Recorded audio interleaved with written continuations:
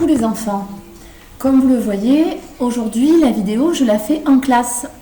Je suis venue un peu exprès pour que vous puissiez voir un peu votre classe pendant cette vidéo. Alors, je vais revenir sur notre grand projet sur l'Australie. L'Australie qui est, on l'a répété, très loin et que nous avons découvert avec la fille qui voulait voir le désert et avec Yapa, que nous n'avons pas encore terminé et que nous reprendrons dans les jours suivants. Pas aujourd'hui de suite parce que ça fera trop. Donc aujourd'hui, nous allons revenir un peu sur ce grand pays, l'Australie, qui se situe dans le continent Océanie, qui est une grande île, l'Australie, avec plein de petites îles autour qui constituent le continent Océanie. Je vous ai donné un dossier que j'ai colorié en rose. Donc c'est le dossier rose sur l'Australie. Donc la première page, vous avez une illustration où il y a marqué Australie, à la manière des dessins des aborigènes. Alors dans les jours suivants, nous nous amuserons à faire de l'art aborigène. Et là, il y a marqué aborigène. Et là, pareil. Donc ça, je vous invite, quand vous en avez envie, de le colorier un peu de toutes ces couleurs pour le faire le plus beau possible. Je rappelle que les aborigènes, c'est le peuple. En Australie, il vit les Australiens. C'est tous les gens qui vivent en Australie, on les appelle les Australiens. Mais il y a un peuple qui vivait en Australie il y a très longtemps, avant que d'autres peuples viennent s'installer sur cette île. Et ces peuples-là, qui étaient au tout début sur cette terre, on les appelle les aborigènes. Voilà. Alors, dans ce dossier, la première page, je vous mets des animaux dessinés à la manière des aborigènes. Des animaux qui sont le symbole, c'est-à-dire que l'on trouve beaucoup en Australie. Nous avons le kangourou, le lézard, la tortue, et évidemment en Australie, il y a beaucoup de faune. La faune, c'est les animaux sous-marins. Dans l'eau, dans la mer, il y a de merveilleux poissons. Donc c'est aussi un symbole de l'Australie. Donc ces animaux-là, je vous les ai mis aussi, si vous voulez les colorier, vous amuser à en dessiner à la manière des aborigènes. Ensuite, vous pouvez le prendre le dossier, vous pouvez se mettre sur pause et le feuilleter en même temps que moi, comme ça, vous mettez sur pause si je vais trop vite et vous prenez le temps de regarder les documents. Ici, vous avez le drapeau aborigène et australien. Dans le drapeau australien, on voit qu'il y a un morceau du drapeau de l'Angleterre, parce que l'Angleterre, c'est un pays qui a colonisé, c'est-à-dire qui est allé vivre, envoyer plein d'Anglais vivre en Australie. Et là, nous avons le drapeau aborigène, qui est vraiment le symbole du peuple qui avait au tout début en Australie. On continue à feuilleter ce dossier.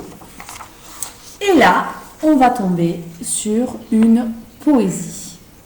Une poésie qui parle d'un animal que l'on retrouve en Australie essentiellement et qui est vraiment un des symboles de l'Australie. C'est le koala. Le koala, je vous lis la poésie. Quel est ce drôle de chat ? Demande Anastasia. Moi je sais, dit Nilsa, c'est un gros rat. Ce n'est pas ça, dit Jessica, c'est un ours en chocolat. Ne me mangez pas, répondit le drôle de chat. Je suis juste un koala, mais vous ne le saviez pas. Voilà la poésie du koala. Alors pourquoi, à votre avis, il parle du koala comme si c'était un drôle de chat? Réfléchissez, je vous laisse quelques secondes pour y réfléchir. Et pour cela, je vais vous inviter à observer une image du koala. Donc, moi, je dis que certaines personnes, quand ils voient le koala et les poils qu'il a, sa pelure dessus, ses petites oreilles, Certains disent que ça ressemble un petit peu au chat et c'est pour ça que dans cette poésie, on parle de chat. Alors, cette poésie, je vous invite pour... Là, nous sommes mardi, donc mercredi, il n'y aura pas de vidéo, donc vous allez en profiter, ça va être votre devoir. Vous allez la recopier sur le cahier de poésie en vous appliquant, en mettant bien le titre au milieu et en recopiant sans faire de faute, et vos parents vous corrigeront, la poésie. Et ensuite, vous la lirez plusieurs fois. Pour l'instant, pour jeudi, vous la lisez plusieurs fois, ça me suffit. Maintenant, si vous voulez commencer à l'apprendre, vous pouvez. Voilà. Dans ce dossier, derrière la poésie du koala, il y a un texte documentaire sur le koala. Donc là, je vous le lirai un petit peu plus tard, mais pour l'instant, je ne vous le lis pas. Mais vous pourrez aussi essayer de le lire ou le faire lire par vos parents.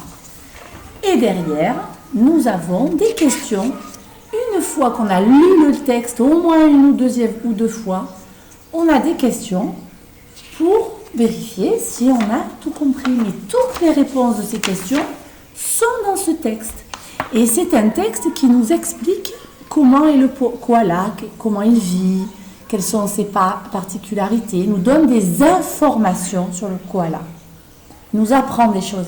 Un texte qui apprend des choses sur quelqu'un, quelque chose, un lieu, c'est un texte qu'on appelle documentaire. Parce qu'il nous donne des documents sur des informations.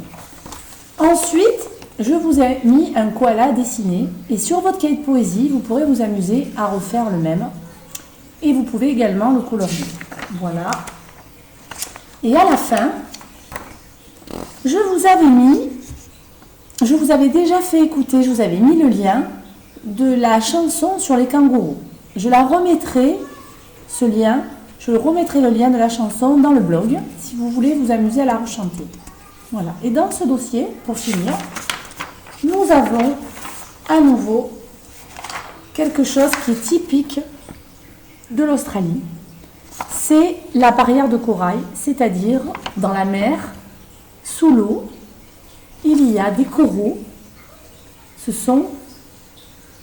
Ça ressemble à des plantes, mais en fait, c'est vraiment assimilé à des animaux. Et ça fait toute une barrière parce que ces coraux marquent la différence entre une zone proche de la côte, c'est-à-dire du bord de l'eau, du sable, de la mer, et la zone des grandes profondeurs. Et dans ces coraux, il y vit énormément de poissons et d'animaux marins. C'est très fragile, mais très important pour l'équilibre de la mer. Et ici, nous avons un exemple de dessin que font les aborigènes. Voilà, on y travaillera plus tard sur les dessins aborigènes. Alors, aujourd'hui, sur ce dossier, donc je vous rappelle, pour l'instant, vous pouvez vous amuser à colorier ces deux illustrations, feuilleter les drapeaux. Il faut lire plusieurs fois la poésie, la recopier dans le cahier de poésie et pourquoi pas, ça on le saute pour l'instant, s'amuser à faire le dessin du koala. Moi aujourd'hui, je vais vous parler particulièrement des animaux. Et les animaux, on dit que c'est la faune de l'Australie. Elle est constituée d'une très très grande diversité d'animaux, l'Australie. Diversité, ça veut dire qu'il y en a plein de différents. Et de nombreux animaux sont endémiques en Australie. Endémiques, ça veut dire qu'ils sont nés uniquement en Australie. On ne les trouve pas ailleurs, sauf si on est venu les chercher en Australie, qu'on les a transportés pour les mener dans un zoo, par exemple. Mais ils n'existaient à la base qu'en Australie. Ils sont nés en Australie naturellement. L'homme, après, a pu les transporter par grand bateau. Mais c'est en Australie que l'on les trouve et qu'ils ont pris leur origine. Et nous avons donc deux animaux endémiques de l'Australie. C'est le kangourou et ce fameux koala. Donc, effectivement, si vous les trouvez dans d'autres pays, comme dans le nôtre, dans certains zoos, c'est qu'ils ont été transportés d'Australie. Donc, l'Australie est très intéressante pour ces animaux. Effectivement, nous avons donc ces deux animaux endémiques de l'Australie, le kangourou, qui met son petit bébé dans une poche et le koala. Le kangourou, c'est vraiment le symbole de l'Australie. C'est-à-dire que quand on parle Australie, pour les Australiens, c'est le kangourou qui va les représenter, souvent sur leur maillot de sport, dans plein d'affiches. Le kangourou, il vit dans la région très sèche de l'Australie, parce que l'Australie, il y a des endroits où il pleut et c'est très vert. Il y a beaucoup de végétation, il y a des endroits où c'est le désert, où il ne pleut quasiment pas. Le kangourou vit dans les endroits où il ne pleut pas beaucoup. Il bondit, il fait des bonds de kangourou, très haut et très loin, grâce à des pattes arrière. Regardez comme elles sont grandes. Et elles sont très musclées, ces pattes arrière. Le bébé kangourou, il naît gros comme un haricot, c'est-à-dire pas plus gros que ça. Puis, il rampe jusqu'à la poche qui est sur le ventre de sa maman. Et c'est là-dedans qu'il finira de grandir, une fois qu'il est né, dans la poche de sa maman.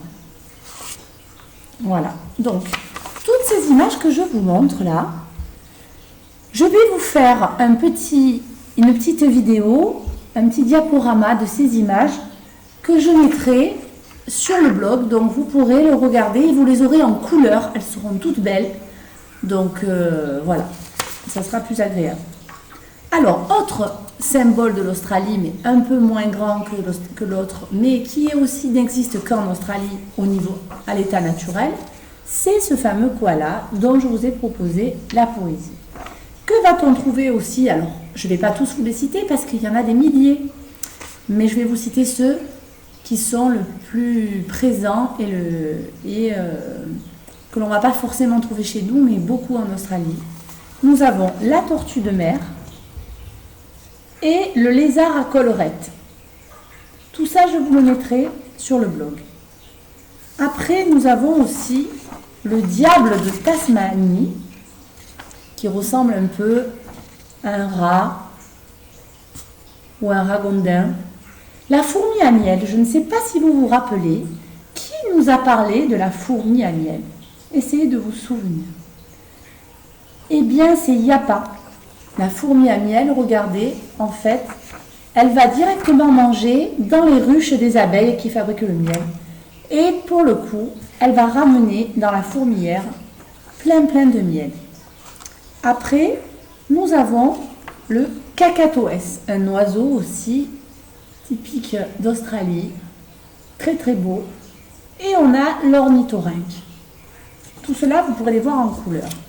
L'ornithorynque, j'ai une autre photo de l'ornithorynque. Ensuite, nous avons le wombat. On dirait un petit ours. Et l'émeu qui ressemble à une autruche. Regardez, elle n'est pas très belle, mais elle est rigolote. Voici la tête d'un émeu. Ensuite, nous avons le dingo qui ressemble un peu à un chien loup. Et le kiwi qui ressemble au fruit, le kiwi. Voilà. Donc, ce sont les animaux d'Australie. Pas tous, mais les plus symboliques. Donc, pour finir sur ces animaux d'Australie, je vais vous lire une fois moi-même ce documentaire. Après, il faudra que vous le relisiez ou tout seul, pour ceux qui savent déjà très bien lire, ou à l'aide d'un adulte, pour ceux qui ont un peu plus de mal. Donc, c'est un texte documentaire sur le koala. Je vais vous sortir une photo du koala en attendant. Le koala qui aime bien dormir, un peu comme les chats. Le koala doit son nom à la langue aborigène. Et oui, parce que les aborigènes, les Australiens parlent anglais.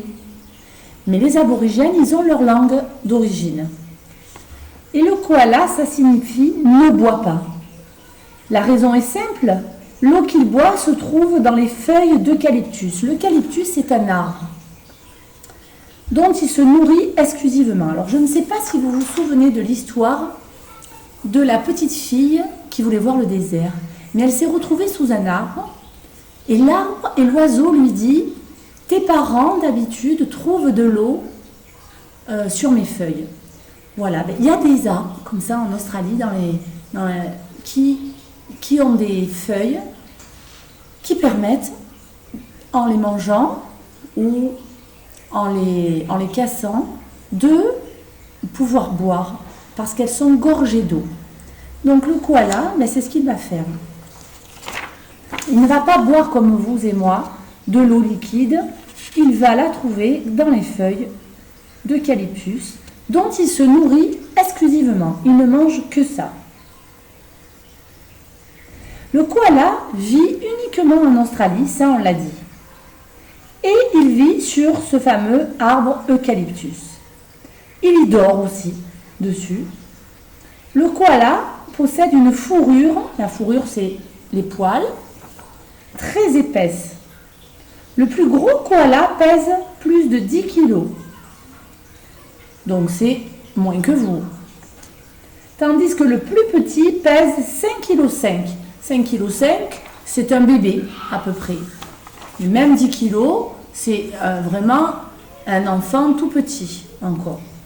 Le koala vit dans la forêt, tout seul, et vous trouverez un seul koala par arbre. Chaque koala a son arbre.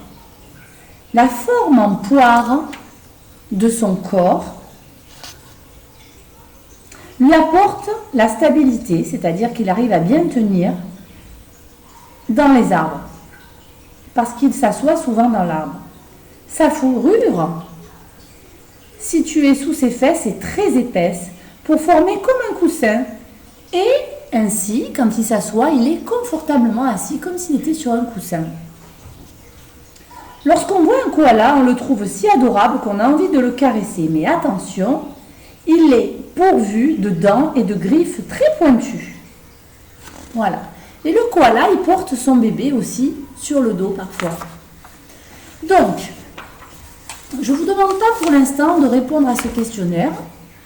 Mais pour ceux qui, mercredi, auraient le temps, vous pouvez aussi le faire. En plus d'avoir copié la poésie, vous pouvez également, après avoir relu ce que je viens de vous dire, c'est-à-dire le texte documentaire sur le koala.